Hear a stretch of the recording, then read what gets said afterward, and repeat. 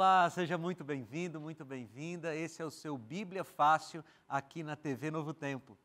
Nós estamos na temporada Eu Creio, falando sobre os fundamentos da fé cristã. E hoje nós vamos falar sobre a criação, essa doutrina bíblica que está sendo tão combatida. Se você frequenta ou já frequentou, por exemplo, um ambiente acadêmico, você já ouviu argumentos contra a doutrina da criação, conforme está escrita na Bíblia. E, inclusive, dentro do mundo cristão, infelizmente, existem teólogos cristãos que estão combatendo a doutrina da criação conforme a Bíblia diz. E isso tem implicações terríveis para a teologia cristã. Eu quero que você fique comigo agora para a gente estudar essa doutrina no texto bíblico e saber como ela é importante para a nossa vida. E mais uma vez a gente vai estar junto aqui, fazendo o nosso bate-papo, as nossas perguntas, para a gente crescer nesse assunto também. Deixa eu só relembrar você de casa que se você perdeu algum desses episódios, esse aqui é o 6º ou o 7º, gente? É o 6º, né? Esse aqui é o 6º episódio dessa temporada. E se você perdeu os 5 anteriores, eles já estão lá no nosso canal, no ntplay.com/bibliafácil, é a plataforma de streaming oficial da Novo Tempo, e também estão no nosso canal do YouTube, que é youtube.com/bibliafácil. E se você, por acaso, quer participar do Bíblia Fácil aqui no cenário, quer ser um dos convidados, você pode se inscrever no site novotempo.com/participe Bíblia Fácil. novotempo.com/participe Bíblia Fácil. Você preenche lá os formulários e tal, e aí fique em oração, porque quem sabe você vai vir gravar aqui conosco. E se você ainda não segue a gente lá no Instagram, o nosso arroba é o @bibliafácil. Nos siga lá para você estar sempre informado sobre as questões do Bíblia Fácil. Vou pegar minha Bíblia e já vou anunciando a vocês, como eu já anunciei, o nosso tema hoje é a criação. E a gente vai descobrir como é importante esse tema. Mas para a gente começar o nosso estudo, vamos orar. Senhor, nós vamos falar hoje sobre aquilo que está no fundamento da teologia cristã, que é a capacidade criativa que o Senhor tem, como o Senhor nos criou, como o Senhor criou toda a terra, todo o universo, e como isso é fundamental para a gente entender o plano da redenção. Senhor, nos dá o Teu Espírito, Pai, que o Teu Espírito ilumine a nossa mente, para que nós possamos ter um bom estudo da Bíblia nesse momento, em nome de Jesus. Amém.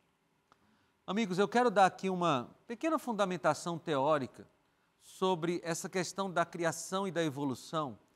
E aí logo depois a gente entra no texto bíblico, que é o que a gente tem de mais importante aqui. Mas por que eu quero falar sobre isso? Porque essa pergunta aqui é uma pergunta que gira no meio acadêmico e às vezes no meio religioso, É verdade que o evolucionismo é ciência e o criacionismo é religião? Aqueles que já andaram em algum ambiente acadêmico, já viram esse argumento, assim, não, olha, criacionismo é coisa da religião. A ciência trata de evolucionismo. Será que essa pergunta ou essa afirmação de que evolucionismo é ciência e criacionismo é religião, será que isso é verdade? Vamos lá, a gente tem que começar perguntando o que é ciência? A palavra ciência significa conhecimento ou saber. Então, quando a gente fala de ciência, a gente está falando de um instrumento humano que busca conhecer alguma coisa. Então, quando eu estou estudando uma planta, eu estou fazendo ciência em relação àquela planta, estou conhecendo a planta. Quando eu estou estudando os animais, por exemplo, aqui a gente tem uma veterinária, eu estou fazendo ciência em relação aos animais. Quando eu estou estudando a Bíblia, eu estou fazendo ciência também. É uma ciência em relação à Bíblia, eu estou desenvolvendo conhecimento em relação à Bíblia. Então, esse conceito de ciência é importante. E nós temos aí alguns ramos da ciência, Você conhece as ciências exatas, as ciências naturais, as ciências sociais, são classificações maiores que a gente coloca as ciências. Por exemplo, aqui a gente tem matemática, aqui nas ciências naturais, biologia, nas sociais a gente tem aí a filosofia, a sociologia, a teologia. Então, a ciência tem vários ramos e cada ramo da ciência tem um método científico específico. Ou seja, você não vai estudar matemática com os mesmos métodos que você estuda biologia. Você não vai estudar biologia com os mesmos métodos que você estuda teologia. Cada ramo da ciência tem o seu método, tá certo? E, em geral, as ciências naturais se propõem a estudar sob a ótica do evolucionismo. As ciências naturais usam o método empírico. E isso aqui é uma coisa interessante, porque eu falei para vocês, acho que lá no primeiro programa, que tem uma coisa que determina a forma como a gente vê o mundo, que alguns chamam de cosmovisão. Ou seja, são as lentes através das quais você enxerga o mundo. Vou dar um exemplo para vocês. Eu vou perguntar para vocês, ter um ato sexual antes do casamento, é certo ou errado? Essa resposta vai depender das lentes através das quais você vê a vida. Se você tiver, por exemplo, uma lente naturalista, que basicamente é a lente do evolucionismo, você vai dizer assim, não, o sexo é uma questão de instinto. E se um ser humano tem vontade de fazer sexo com outro ser humano, o instinto tem que ser seguido. Essas são as lentes naturalistas. Então não tem negócio de princípio, de norma, moralidade, não. É coisa do instinto. Mas se você tem uma cosmovisão bíblica, ou seja, se as lentes através das quais você vê o mundo é a Bíblia, se essas lentes é a Bíblia, então você vai dizer assim, opa, não, a Bíblia diz que só depois do casamento, o ato sexual. Então, dependendo de como você enxerga o mundo, você vai julgar o mundo. Por que eu estou falando isso? Porque, geralmente, os cientistas naturais, assim, no geral, né, tem essas suas exceções, veem o mundo a partir do evolucionismo. Então, eles já pressupõem que o evolucionismo é uma verdade. E, a partir dessa pressuposição, eles julgam o mundo. Por isso, alguns cientistas olham para o criacionismo e dizem assim, não, isso aí é religião, porque isso está determinado pelo que a gente chama em teologia de conceitos macrohermenêuticos, é aquilo que está no mais profundo do pensamento humano. Vamos lá, onde é que eu estou querendo chegar? O método empírico se dá a partir de experimentos que comprovam ou refutam uma teoria. Então, como é que você comprova, por exemplo, a lei da gravidade? Você vai dizer assim, se eu soltar essa Bíblia, ela cai para onde? Para cima ou para baixo? Ela cai para baixo, né? Mas como é que a ciência, o método empírico, comprova isso? Faz o primeiro teste, faz o segundo teste, faz o terceiro teste, faz vários testes. Depois de vários testes, eles chegam a uma conclusão. Então, para que a ciência natural, especialmente, comprove alguma coisa, diga assim, esta é a verdade, eles precisam testar. Por que eu estou dizendo isso? Porque para validar o evolucionismo, ele teria que ser comprovado através de testes ou observação. Teria que algum cientista ter observado uma espécie que passou por uma transição e virou outra espécie. Isso é basicamente o evolucionismo. É uma espécie que vira outra espécie, porque a história é que eram gases que viraram um ser microscópico, que de repente criou vida e foi mudando de espécie até chegar onde a gente está. Isso é a história da evolução. Só que a questão é a seguinte, queridos. O evolucionismo nunca foi comprovado cientificamente. Vou falar em outras palavras, para você de casa também. Nunca se observou na natureza nenhuma prova do evolucionismo. Nenhuma. O que seria a prova do evolucionismo? Observar uma espécie virando outra. Nós temos aí praticamente 300 anos de ciência moderna. Nunca se observou nada parecido com isso. Espera aí, pastor, você está me dizendo que todo o evolucionismo sobre o qual uma parte da ciência está afincado não tem comprovação científica? É isso mesmo. Não tem comprovação científica. Por que eu estou dizendo isso? Porque da próxima vez que nós ouvirmos alguém dizendo que evolucionismo está comprovado cientificamente, a gente pode dizer assim, bem, nunca se observou na natureza. Não tem nenhuma prova científica do evolucionismo. É muito mais dedução do que comprovação científica. E o criacionismo e evolucionismo estão dentro das ciências naturais. Aí você está me assistindo de casa e diz assim, tudo bem, pastor, nunca se comprovou o evolucionismo, mas também não tem provas do criacionismo. É isso. É exatamente isso. O que eu estou tentando fazer agora no início do nosso programa?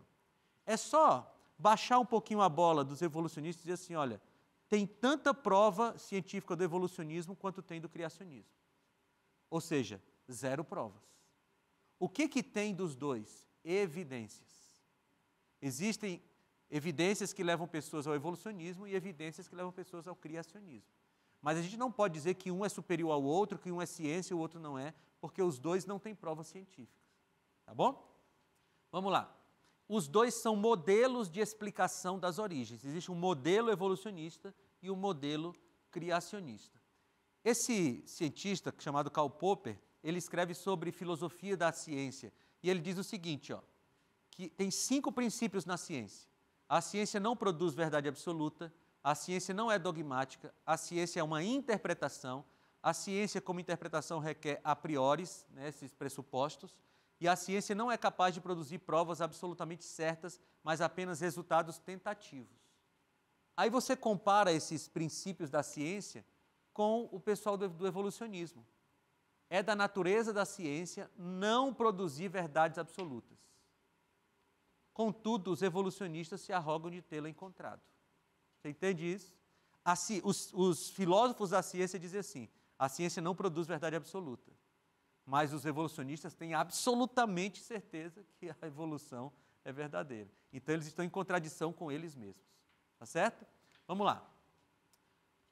Ok, então, essa foi uma introdução, deixa eu só falar isso aqui, essa foi uma introdução só para a gente equiparar as coisas aqui. Tá bom? Nós vamos falar de criacionismo como uma verdade bíblica, porque nós cremos que a Bíblia é a verdade. E nós precisamos ter certeza de que o evolucionismo não tem provas científicas.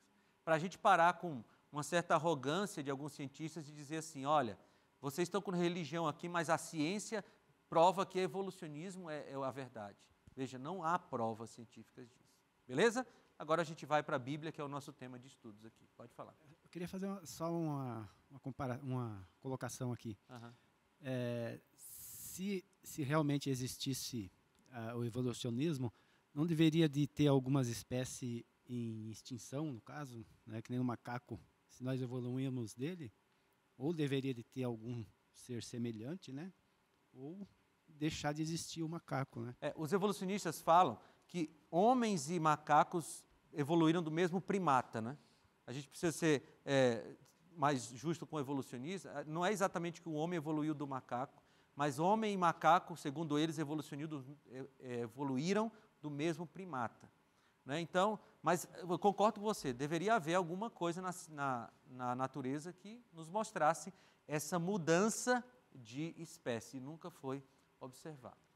Muito bem, mas agora eu quero fazer uma afirmação para vocês. Todos os cristãos são, por definição, criacionistas. Não dá para você ser cristão e evolucionista.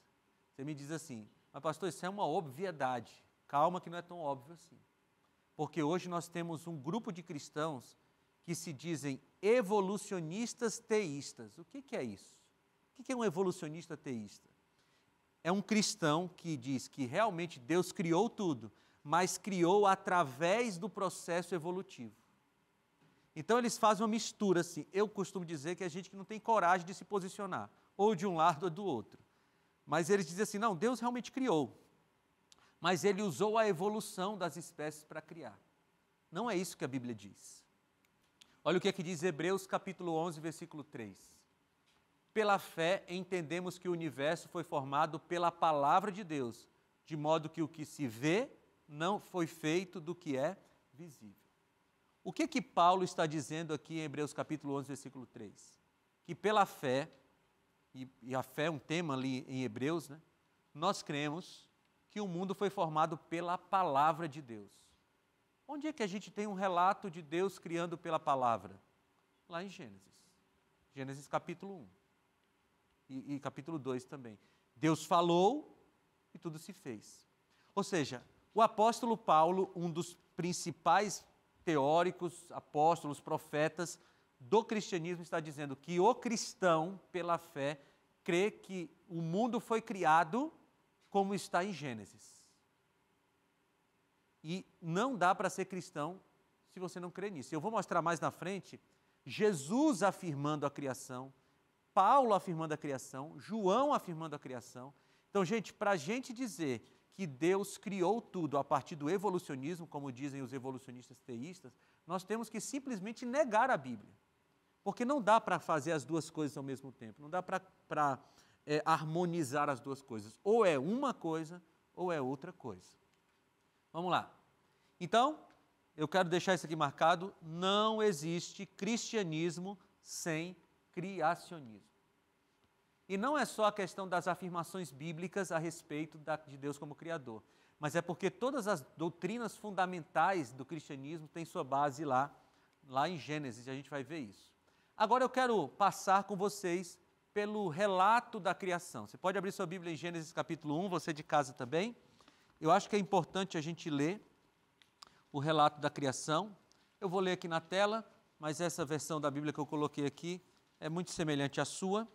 Então, nós vamos ler o relato da criação dia a dia. É um relato longo, mas vale a pena a gente ler, porque aqui está dito, sem muitos detalhes, mas está dito como Deus criou tudo. Gênesis capítulo 1 em diante. Então diz assim: no princípio criou Deus os céus e a terra. Era a terra sem forma e vazia, trevas cobriam a face do abismo, e o Espírito de Deus se movia sobre a face das águas. Então aqui você tem uma descrição da criação da massa, do planeta como massa. Era uma massa sem forma e vazia, ele criou os céus e a terra, ele criou o universo. A gente não sabe exatamente quanto tempo tem entre o final do versículo 2 e o início do versículo 3, que a Bíblia não diz se foi no dia seguinte a essa criação da massa do universo, ou se foi 10 anos depois, 1000 anos depois, 1 milhão de anos depois. Para Deus não faz diferença, porque Deus é eterno. Mas em algum momento Deus começou a semana da criação. Começa no versículo 3. Disse Deus: haja luz e houve luz. Deus viu que a luz era boa e separou a luz das trevas. Deus chamou a luz dia e as trevas chamou noite. Passaram-se tarde e manhã, esse foi o primeiro dia. Um detalhe aqui, como é que se marcava o tempo quando Deus criou tudo? Como é que se marcava o dia? Marcava assim, houve tarde e manhã, tarde e manhã. Ou seja, na Bíblia, o dia começa pela parte escura. Tarde aqui é a parte escura e manhã a parte clara. Você vai encontrar isso em Levítico, também em Números, que o marco temporal que marca a passagem de um dia para o outro na Bíblia não é meia-noite, porque nem tinha meia-noite quando Jesus criou. Essa questão do horário, do dia dividido em 24 horas, é uma coisa do Império Romano, já na era cristã. Como é que se marcava a passagem de um dia para o outro? Era quando virava o pôr do sol, quando passava da parte clara para a parte escura. A primeira parte de um dia na Bíblia é a parte escura, e depois vem a parte clara. Pode falar. Esse tarde e manhã, será que dá para relacionar a nossa existência, de que nós vivíamos na escuridão e passamos para a luz de Cristo? Não é sobre isso que está falando aqui, né? Essa é uma verdade bíblica, que a gente passou das trevas para a maravilhosa luz, né? Mas não é sobre isso que esse texto está falando, né? Então vamos lá, tarde e manhã, esse foi o primeiro dia, ok? Depois disse Deus: haja entre as águas um firmamento que separe águas das águas. Então Deus fez o firmamento e separou as águas que estavam embaixo do firmamento das que estavam por cima, e assim foi. Ao firmamento Deus chamou céu, passaram-se tarde e manhã, e esse foi o segundo dia. Estamos aí, seguindo no relato da criação. E disse Deus: ajuntem-se num só lugar as águas que estão debaixo do céu, e apareça a parte seca. Olha que detalhe interessante. Quantas partes secas tinham quando Deus criou tudo? Uma. Alguns conhecem como Pangeia, né? Seria um só continente. Quando é que a Terra fica com mais de um continente? Depois do dilúvio, quando houve aquela catástrofe climática, e aí o mundo se divide em vários continentes. Mas quando Deus criou, existia uma parte seca, um só continente, ok? E assim foi. A parte seca, Deus chamou terra e chamou mares ao conjunto das águas. E Deus viu que ficou bom. Vamos lá, a partir do versículo 11 agora.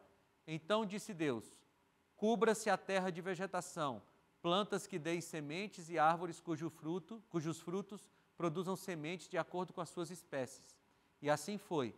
A terra fez brotar a vegetação, plantas que dão sementes de acordo com as suas espécies, e árvores cujos frutos produzem sementes de acordo com as suas espécies. E Deus viu que ficou bom.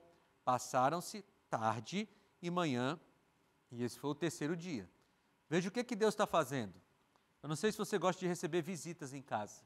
Lá em casa a gente gosta muito de receber visitas. A gente gosta muito de ter, a gente tem um pequeno grupo de estudo da Bíblia, a gente gosta muito de receber os amigos lá.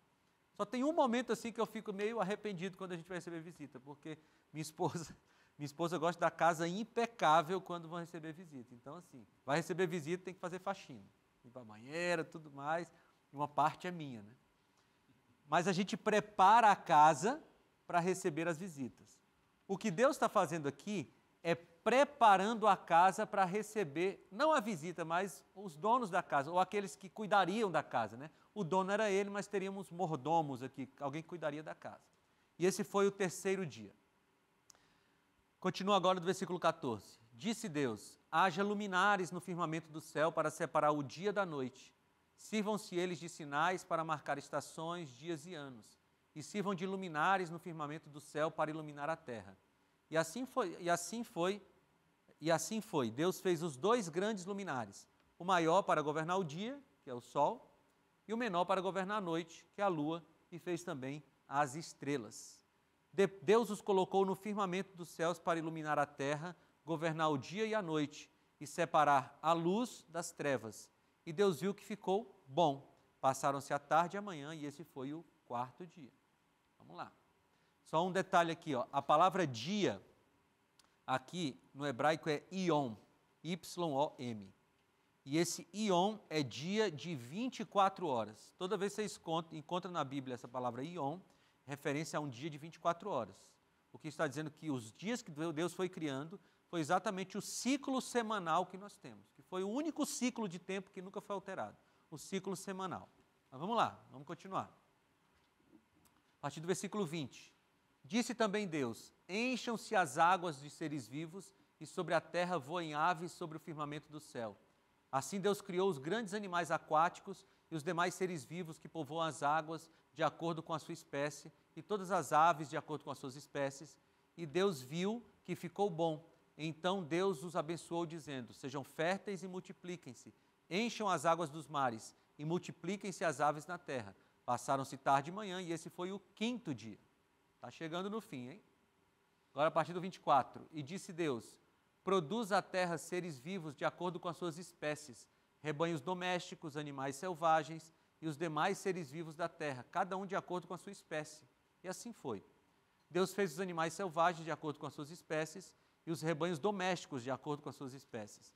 E os demais seres vivos também da terra de acordo com as suas espécies. E Deus viu que ficou bom. E disse Deus: façamos o homem à nossa imagem. Agora só um detalhe aqui. Você percebe que ele vem criando os animais com a palavra, cada um segundo a sua espécie e tal, e ele para. Criamos os animais. Agora nós vamos criar um outro ser que não faz parte do grupo dos animais. Aí você diz: mas a ciência diz que nós somos animais. É que quando a ciência foi classificar, no século XIX, que eles olharam para os animais e para os homens e perguntaram: onde é que a gente vai colocar os homens nessa classificação que a gente faz? O mais parecido são os animais. Mas a classificação científica não é a bíblica. A classificação bíblica diz que os seres humanos estão em outro patamar em relação aos animais. Pode falar. Pastor, eu fiquei uma dúvida sobre a criação do dia e da noite. Na parte do dia, quando ele colocou o sol, ele estava criando o sol ou o sol já existia? Essa é uma excelente pergunta. Ele só colocou o sol para iluminar a terra naquele momento? Essa é uma discussão grande dentro da teologia, assim, porque lá no primeiro dia ele disse: haja luz, e já tinha uma luz lá. De quem era essa luz? Do sol ou dele? Pode ser a luz do próprio Deus. Agora tem uma teoria interessante sobre o sol surgir no quarto dia. Ali, no texto bíblico, pode ser assim: e Deus criou o sol, ou poderia ser traduzido como Deus fez aparecer o sol. Agora pensa comigo. Moisés estava escrevendo esse relato em torno de várias nações que idolatravam o sol. Aí você pensa comigo: se o sol aparece na criação no primeiro dia, o que o pessoal iria dizer? que o Criador era o Sol, que o Sol era o Deus Supremo. Então, por algum motivo, Deus disse assim, não vou deixar esse argumento para eles. O Sol vai aparecer só no quarto dia. Então, pode ser que o Sol já existia e só apareceu no quarto dia? Sim. Pode ser que ele só tenha sido criado no quarto dia? Sim. A gente não tem informação bíblica sobre isso. Mas é só para deixar marcado assim, o Criador não é o Sol, o Criador é Deus. Vocês decidem aí quem vai falar. Só complementar. Então, ele não criou, vamos supor, os planetas, todos os planetas, o sistema solar, no caso, a Terra, Vênus, Marte. Então, a gente entende que em Gênesis 1, no princípio criou Deus os céus e a terra, está incluído o sistema solar. A Terra era sem forma e vazia, mas os planetas já estavam lá, o sistema solar. O Sol já estava lá? Não sei te dizer. Aí vai ser daquelas perguntas da eternidade. Vai lá. Então, uma palavrinha bem pequena, né, que é a fé, né? E se a gente não tiver fé, a gente não consegue crer em nenhum capítulo da Bíblia, né? Porque você vai ler o Apocalipse sem fé, você não consegue crer. Você vai ler Gênesis sem fé, você não vai conseguir crer. Você vai falar do gigante, a luta de Davi e Golias, você não consegue crer. Então, a fé, eu acho que é o princípio de tudo, né, pastor? Uhum. Eu sempre tinha uma dúvida sobre o relato de ser literal, de literal, né? Mas eu também, estudando um pouquinho de Gênesis, eu comparei com Gênesis, com Êxodo 24, que fala sobre o sábado, né? Então, ele não podia se contradizer, né? Teria que ser um dia literal mesmo, Se né? o sábado é um dia literal e ele foi criado na semana da criação, teria fundamento, né? Tem que ser dia literal também, né? Gente, tem muita coisa para a gente estudar ainda, mas o nosso primeiro bloco já acabou. Então, vai beber aquela água e volta, porque a gente vai continuar o seu Bíblia Fácil. Eu fecho os olhos e consigo ver aquele desenho da evolução dos macacos, que foi o que eu aprendi na escola. Na escola, ensino, né, pelo menos na minha época, ela ensinava dessa forma. Então, na minha cabeça, eu cresci achando que era verdade. Mesmo nesse meio cristão, infelizmente, eu verifico que muitas pessoas não acreditam no criacionismo, mesmo dentro da igreja. E eu conheço pastores, líderes que dizem que o Gênesis não é literal, é só uma figura simbólica, uma figura de linguagem para facilitar a compreensão do ser humano, que tudo que foi escrito ali é como se fosse uma parábola, mas não é literal. Eu não tenho dúvidas hoje, né? Então, eu acredito, né, no criacionismo, né, sendo que eu aprendi a vida toda, que era a evolução.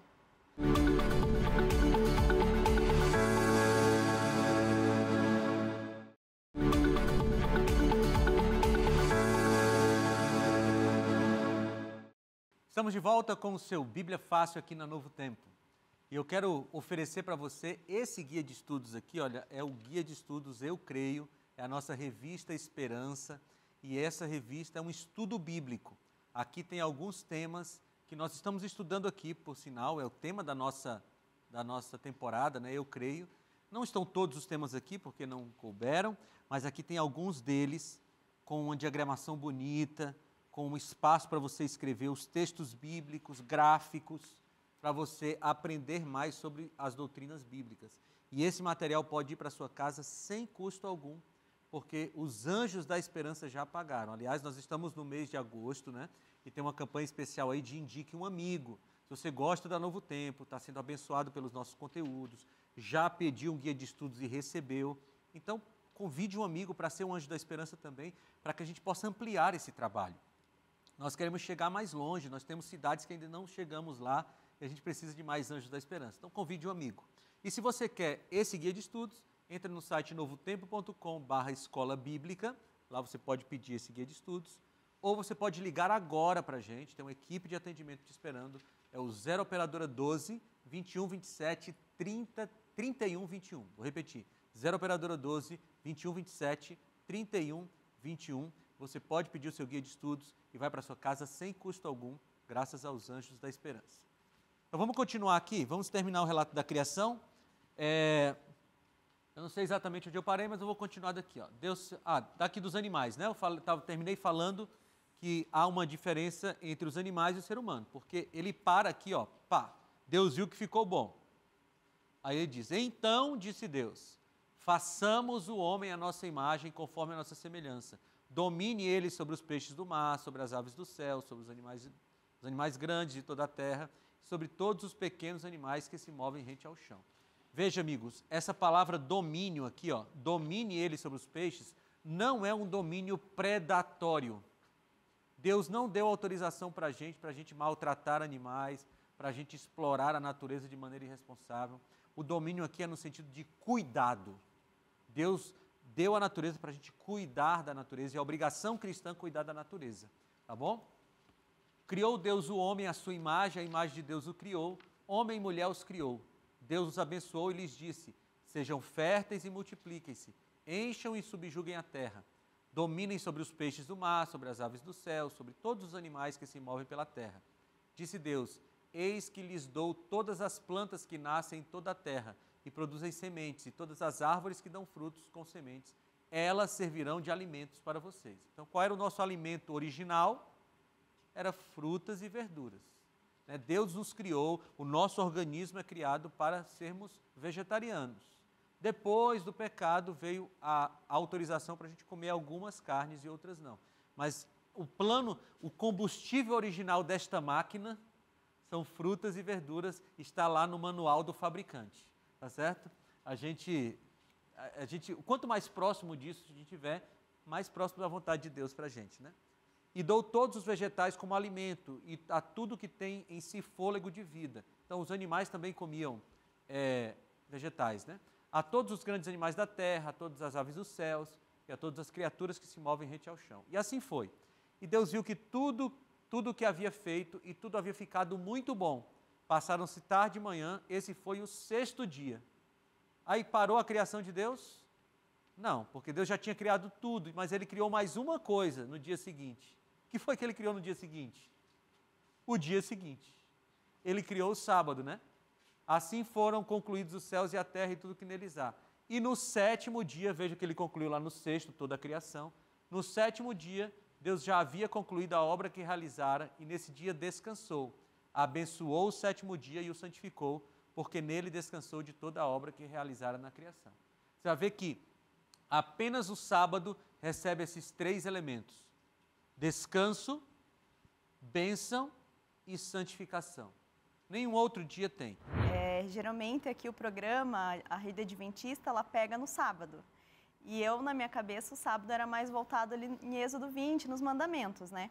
Porém, lá na revista eu já vi que no começo ali Deus já fala: Deus guardou o sábado e o santificou, Deus guardou o sábado e santificou.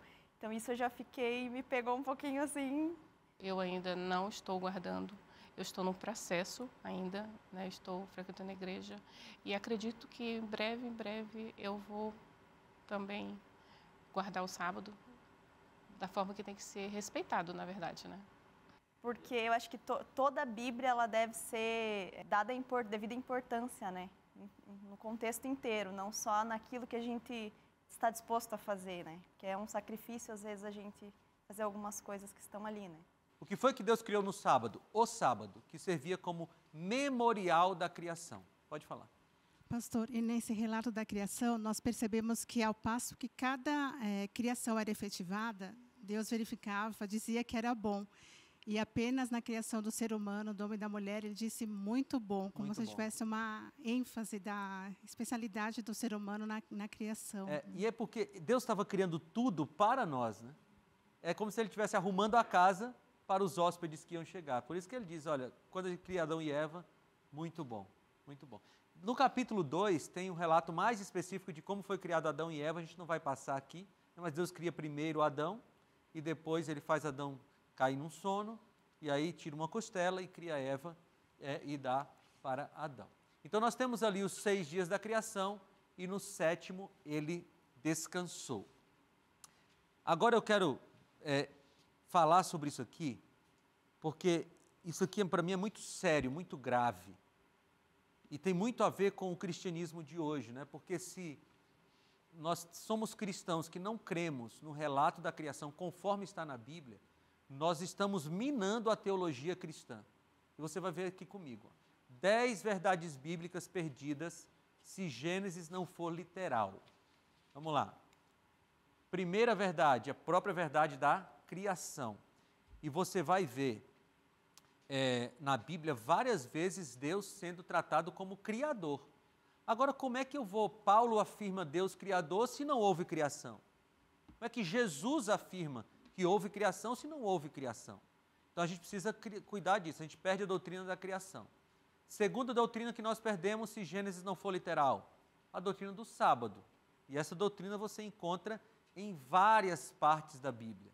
Eu até indico para você, tem várias temporadas do Bíblia Fácil aí que tem um programa específico sobre o sábado, para você conhecer mais essa doutrina bíblica. Nós não conseguiremos agora, tá bom? Mas veja, se não há, como você falou, Edson, se não há semana literal, então não tem sentido um sábado literal. Porque o sábado é um dia de 24 horas que Deus separou para ele. Mas quando foi criado o sábado? O sábado é coisa de judeu. Não, gente. Não tinha judeu em Gênesis 2. Não tinha judeu brasileiro, não tinha argentino, peruano, não tinha nação em Gênesis 2. Só tinha a humanidade, Adão e Eva. E ele cria o sábado para quem? Para a humanidade. Então a gente perde a doutrina do sábado também. Terceira doutrina que a gente perde o fundamento. A família heterossexual e monogâmica. Lá em Gênesis capítulo 2, versículo 18, diz que Deus criou Adão para Eva. Hoje nós temos toda uma ideologia da sexualidade humana que quer falar N coisas a respeito da vida sexual dos seres humanos. Se Gênesis não for literal, a gente não tem como defender que Deus criou um homem para se relacionar com uma mulher no ambiente do casamento. E se Gênesis não for literal, a gente perde o fundamento teológico para defender essa doutrina. E aí, realmente, o que falam por aí qualquer coisa serve, né? Como diz, o importante é o amor, não tem regra. Mas Deus criou regra. E a regra está em Gênesis também. Quarta, o sexo após o casamento. Vamos ler esse texto rapidinho? Gênesis capítulo 2, versículo 24. Porque isso está estabelecido já no Gênesis.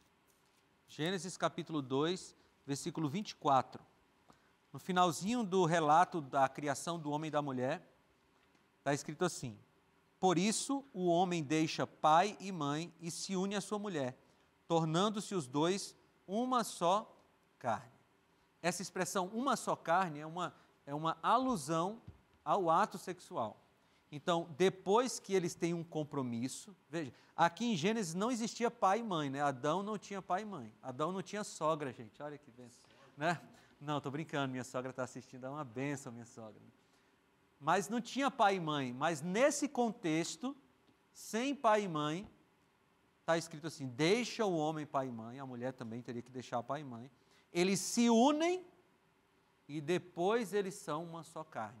Então, a base da doutrina do sexo após o casamento, né, só para o ambiente do casamento, está em Gênesis. Vocês estão percebendo como fundamentos do cristianismo estão lá em Gênesis, e se Gênesis não for literal, a gente vai perdendo tudo. Quinto, o estado do homem na morte. O que diz Gênesis 2,7? Que Deus pegou o pó da terra, soprou o fôlego de vida, e o homem passou a ser alma vivente. Você quer ver isso na Bíblia? Vamos lá, Gênesis 2, 7 e 8. Isso aqui é importante da gente ler, para dizer que eu estou inventando as coisas. 2, 7 e 8. Diz assim, ó: então o Senhor Deus formou o homem do pó da terra e lhe soprou nas narinas fôlego de vida, e o homem se tornou um ser vivente. A tradução mais próxima do original seria: e o homem passou a ser uma alma vivente. Segundo o texto de Gênesis, nós não temos uma alma, nós somos uma alma. Do que é composto o ser humano? Pó da terra, fôlego de vida. Se une. Quando morre, o que acontece? O pó volta para a terra, Eclesiastes capítulo 12. O pó volta para a terra e o fôlego volta para Deus. Fôlego não é uma alma que pensa, que puxa o seu pé de noite. Não é isso. É fôlego. Então, qual é o estado do homem da morte? Completa inconsciência. Ele não foi para o céu, não foi para o inferno, não foi para o purgatório, não foi para canto nenhum. Mas se Gênesis não é literal, a gente não tem a base teológica para isso. Vamos para frente. A trindade e o monoteísmo. A gente já estudou isso aqui, né? Lá em Gênesis 1:1 diz, no princípio criou Elohim, os céus e a terra. E Gênesis 1:26, Deus diz, façamos o homem à nossa imagem. Ou seja, existe uma pluralidade na divindade. Nós perdemos a base da trindade, perdemos a base do monoteísmo, se Gênesis não for literal. Mas o negócio vai ficando mais grave. Você quer ver? Se Gênesis não é literal, não houve entrada do pecado. Não houve, porque em Gênesis capítulo 3, 6 e 7, conta o relato de Eva comendo o fruto e depois dando para o seu marido. Aquele é o ato que inaugura o pecado nesse mundo. Ora, mas se não tem literalidade lá, não houve entrada do pecado. E aqui vai ficando mais grave o negócio. Porque veja, até então a gente estava lidando com doutrinas que diziam respeito ao ser humano, ao casamento e tal, mas aqui tem uma coisa relacionada a Deus. Se não houve uma entrada do pecado literal, ou seja, se Gênesis não é literal, não houve uma entrada literal do pecado. Olha a consequência. Se não teve entrada do pecado literal, não tem plano da redenção literal. Lembra que a gente já leu Gênesis 3,15 aqui? Que o descendente pisaria a cabeça da serpente? Ora, se não tem entrada do pecado literal, não precisa de plano da redenção, gente. E agora vai ficar mais grave ainda. Se não tem plano da redenção, não precisa da morte do cordeiro. Lembra que lá em Gênesis eu falei para vocês que foram sacrificados 2 animais para dar roupa de pele para Adão e Eva? Pois é. Ali já simbolizava o sacrifício que Jesus faria no futuro para a gente. Agora veja comigo, se não há pecado literal em Gênesis, não precisa de plano da redenção. Se não precisa de plano da redenção, não precisa de um redentor. E qual é a consequência disso? A consequência é que Jesus morreu em vão. Vocês estão percebendo onde é que Satanás quer chegar ao desliteralizar Gênesis? Ele quer atingir Jesus Cristo, o sacrifício dele. Porque se Gênesis não é literal, Jesus morreu pelo quê? Se não teve um pecado, se não teve uma promessa de pecado. Quando foi que esse negócio de pecado surgiu? Segundo a Bíblia, lá em Gênesis. Mas se Gênesis não é literal, então não tem fundamento para a morte de Jesus. E tem mais. Ora, a volta de Jesus significa em Apocalipse a recriação da terra. Você vai ver lá que a cidade santa desce, a terra é purificada, recriada.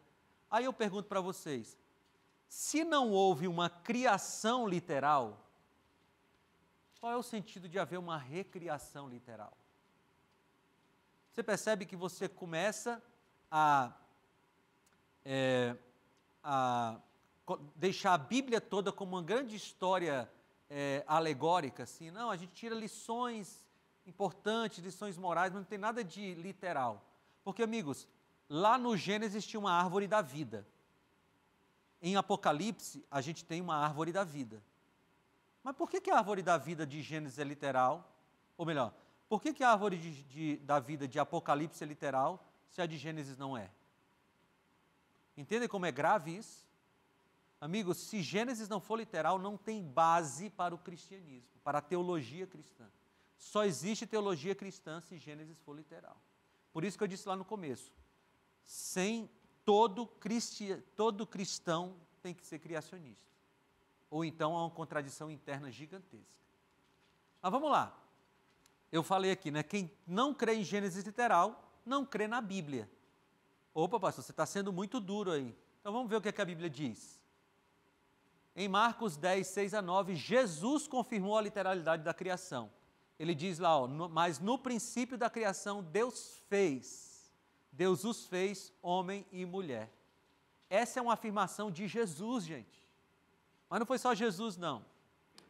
Aqui, Mateus 24, Jesus confirmou o dilúvio, Gênesis capítulo 3. Como foi nos dias de Noé, assim também será na vinda do Filho do Homem. Ele está dizendo, olha, semelhante ao que aconteceu no dilúvio, as pessoas não acreditaram no dilúvio, não deram ouvidos à pregação de Noé, vai ser também na vinda do Filho do Homem. Ou seja, Jesus está dizendo que o dilúvio é literal. Vamos para frente. Paulo confirmou a literalidade da criação em 1 Timóteo 2, 13 e 14. Ele disse, porque primeiro foi formado Adão e depois Eva. Mas não é só Paulo, não. João, no Apocalipse, confirma a literalidade de Gênesis, quando ele diz assim, ó, no meio da rua principal da cidade, de cada lado do rio, estava a árvore da vida. Onde é que a gente vê a árvore da vida, gente? Lá em Gênesis. Ou seja, se Gênesis não é literal, a gente está dizendo assim, Jesus é um mentiroso, Paulo é um mentiroso, João é um mentiroso, a Bíblia é uma grande mentira. Consegue entender isso? Você de casa consegue entender isso?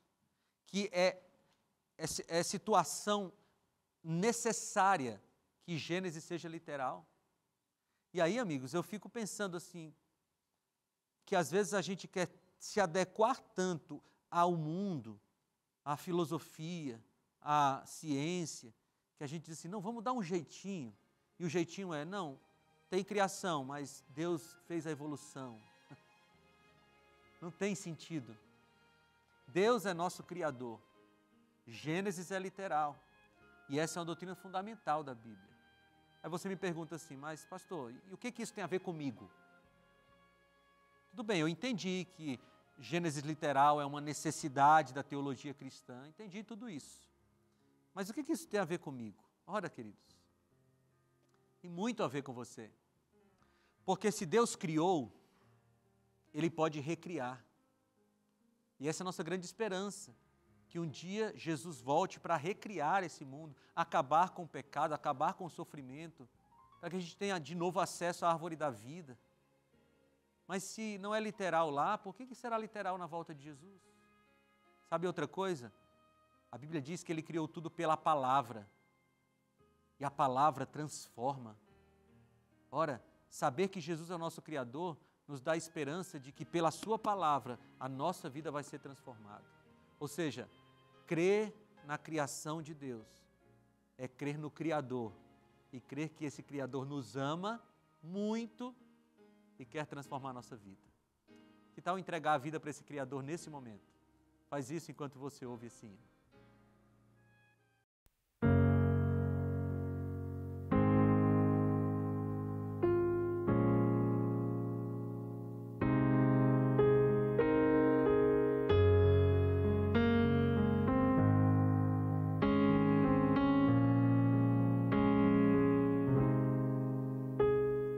Grande em poder, por tua palavra o universo se formou.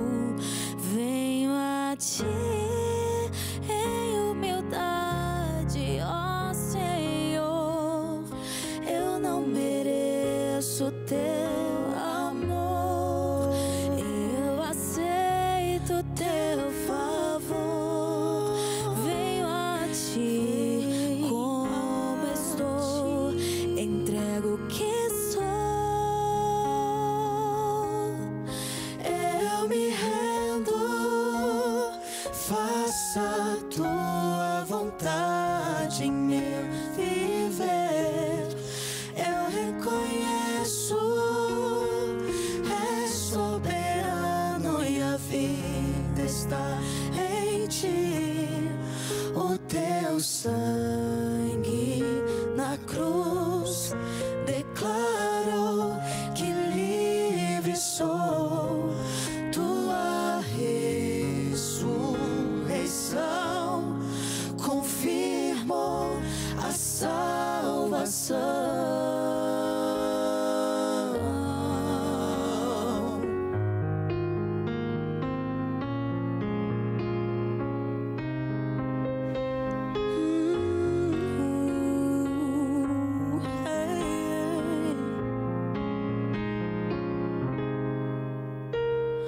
Grande em poder, por tua palavra o universo se formou.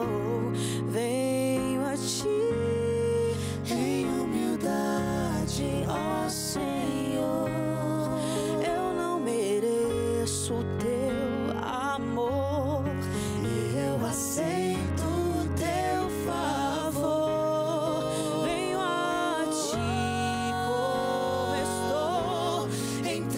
que sou, o que sou. Eu me rendo, faça a tua vontade em meu viver. Eu reconheço, é soberano e a vida está em ti. O teu sangue na cruz declarou que livre sou. Tua ressurreição confirmou a salvação. E esse mesmo Jesus que nos criou, Ele está de braços abertos hoje para cada um de nós. Ele nos convida assim como estamos.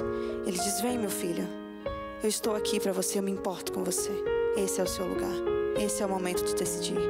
Então escute agora essa mensagem. Estou aqui, eu te amei antes mesmo do seu existir. Os meus braços estão sempre abertos para ti. Alimente sua fé em quem eu sou, eu sou. Estou aqui, eu te amei antes mesmo do seu existir. Os meus braços estão sempre abertos para ti. Alimente sua fé em quem eu sou. Eu me rendo, faça a tua vontade em meu viver. Eu reconheço, é soberano e a vida está em ti.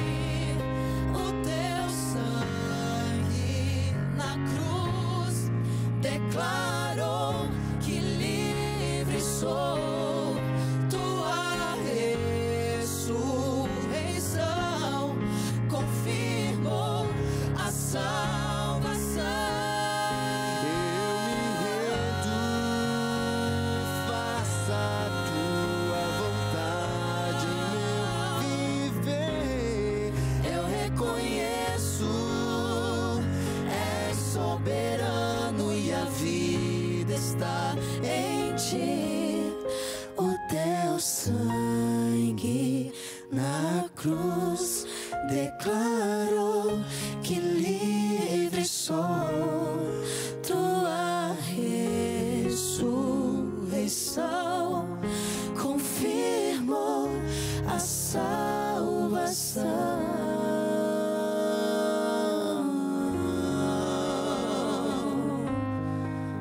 Amém.